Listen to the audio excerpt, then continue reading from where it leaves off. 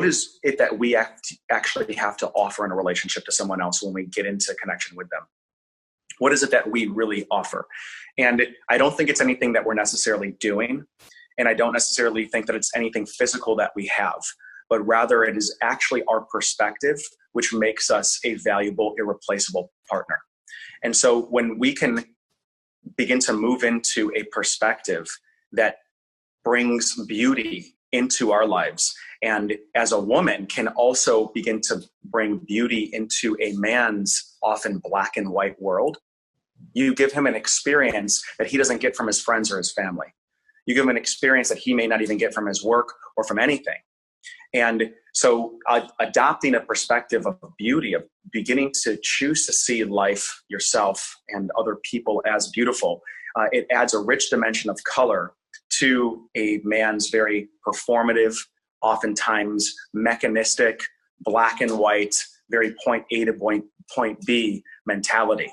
And it can be this really rich gateway. You as a woman can have this, you can serve as a gateway that allows a man to experience more parts of himself, more parts of life and experience through you, through your perspective, through your emotional experience. So I'm going to stop right there. That's the concept. Curious how that's landing on your side. Well, I find it really fascinating and, again, really, really important. And I don't know, since we're speaking to women, Clayton, yes. I don't know how many women really understand deeply what you're talking about in terms of this black and white kind of experience that men have, many men have, as kind of their, baseline experience in life. And I'd like for you to speak to that just a little bit more. Because, again, I think this may be a new concept to many women. And I love the idea that, having the right woman in their lives can add so much color and dimension. But I think from your male perspective, you could add a little more to that, because I think this may not be something that a lot of women know intuitively. Great. Thank you for pointing that out. And I'm more than happy to. So I can speak for myself, and I can also speak for, I believe, many men that are raised in the West, is that there's a very limited scope of acceptable emotions that a man is typically allowed to experience from his father, from his peer group as he grows up. There is anger, perhaps pride. There is but sadness and weakness, and perhaps love and connection, and all the other colors of the emotional palette. Some of them may be seen as weak or not manly, or the man might be shamed for it. The man might be shamed for crying or having an emotional experience, or perhaps being able to even appreciate beauty growing up. He might be seen as feminine. He might be outcasted from his peer group. So this happens over time, and what it creates is a very narrow scope of how the masculine identity arises in our culture. And because of that, there is this almost like locked upness that men can have, where they're not allowed to connect with their peer group. They're not allowed to cry. They're not allowed to really appreciate art, perhaps in the same way that women are allowed to. Culturally speaking, I'm making some generalizations here. And what that means is that there is this pressure within men. There is this pressure, there's this competition, there is this very narrow scope that men can typically walk down and feel okay. And what that does is it presents a massive opportunity for a woman who has more access, more readily available access to her own emotional experience, to beauty, to poetry, to seeing life as something that's lovely, to even access her own sadness. All those things become so valuable to the guy because they're experiences that perhaps he is not even allowing himself to have. So when he is in touch with a woman who is allowing herself to have those experiences, he gets to suddenly feel back in touch with something that he may have disowned as a child, that he may have not felt in 20, 30 years. And what it does, the experience that it can create for a man, and I speak from firsthand experience is when you meet a woman who is able to bring this type of richness, this type of emotional experience to the interactions, and you're able to be in contact with that, it almost feels like coming home. It feels like being reintroduced to parts of myself that I haven't seen in a really, really long time. And there's something so incredibly valuable about that. And it has very little to do with how she looks or how old she is or what she has or how much money she makes or her relationship past. It has everything to do with, is she giving herself permission to be herself and to feel and to realize that her emotions are so valuable to men that are locked up. Mm-hmm. Yeah, I think that was really beautifully said, and I really appreciate you expanding on that. I often think about what it must be like, being in this work. I think about men a lot. I'm doing this entire series interviewing men, and I think, how often do you see men really complimenting each other? That's usually not the case. They're more in competition with each other, or really connecting on a deep level in the way that we as women often do with each other, with our friends. I think most men just don't have access to a lot of that experience, and I think that it must be very lonely at times. You got it. Yeah. Yeah.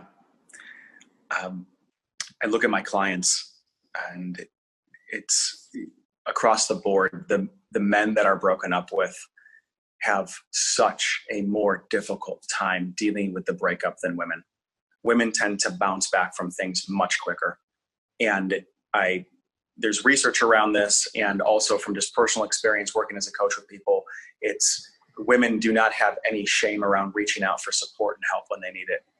And I've seen guys that are on the verge of suicide because they can't bring themselves to open up and ask for the help that they need to be able to have somebody that they can cry with, be able to have somebody that can really embrace the weakest part of what they're feeling and tell them it's going to be okay. And there is, it's unfortunate. And there's perhaps a lot of learning and evolution that can happen inside the male psyche around that. Mm-hmm. Yeah. So I want to ask you another question about this, if it's okay, before we move on to the third piece. And that is, so you touched on this already, which is that what you're talking about here doesn't necessarily have to do with a woman's age or her physical attributes. It's really more about who she is being and her being real and vulnerable and sharing herself. It's more about who she's showing up as. Yeah. But there are women out there, I know, in this audience who are feeling older, who are feeling like they're maybe not attractive. I know there are women that are maybe hearing this that are saying, well, this idea of me feeling in touch with my own beauty and seeing the beauty of the universe is a lovely idea. But again, I would love to ask you, how do we do that? What are some ideas on how we can really tap into that? Mm-hmm. Mm-hmm. Yeah, I am a firm believer, and I just invite anyone listening that can connect with what you said to see beauty as something that is much deeper than your physical appearance, but rather it's a narrative in you. It's a song that you have within you. It's the ways that you treat yourself. Going back to the first point, it's the acceptance of where you're at, and the letting go of comparison to other people, and beginning to consciously look for the best in people that you meet. And the more that you can begin to see people outside of yourself as beautiful and consciously choose that, you will naturally begin to transform into someone where you can begin to see the beauty within you as well. I'm a very firm believer of that. And I also want to say too, that the more that a woman can own how she looks, the more that she can accept how she looks and realize that beauty is not surface level, what she begins to access is actually her own sexiness and her own confidence. Because sexiness has nothing to do with what you look like. It has everything to do with how fully you are you. How much are you owning exactly where you're at and not being ashamed of it? and not looking at yourself as broken or that you need to be fixed, but showing up fully and knowing that you deserve love, knowing that you deserve connection, knowing that you deserve partnership, not based on how you look, but because you're alive and because you have something to offer, which is your life stance, which is the way that you see the world, which is the ways that you can connect to people. Mm-hmm. Yeah. Does that help? Yeah, it's a beautiful perspective. And it reminds me a little bit of an experience that I had in coaching a woman a few years back who was quite overweight. And during one of our coaching sessions, she said something like, well, I'll be able to experience love once I can lose this weight. And I said to her, well, what if we'd like kind of reverse that? And what if you said, once you can experience more love for yourself, once you can show yourself more love and more acceptance, then maybe the weight will release itself, or you'll be able to be perfectly content and happy exactly as you are. And lo and behold, she really worked with that idea over a period of several months, and that's exactly what happened for her. It reminds me how often we feel unworthy of being loved because we recognize our own imperfections. It's almost like there's this voice inside of us sometimes that says, if someone really knew the real me, I would be completely rejected and unlovable. And the irony there is that I think that showing up in a real and authentic way is really a big part of what makes intimacy possible, because it also makes it safe for the other person to show their real self and their imperfections as well. And yet so often I find myself telling people, and also myself, we don't have to be perfect in order to be lovable.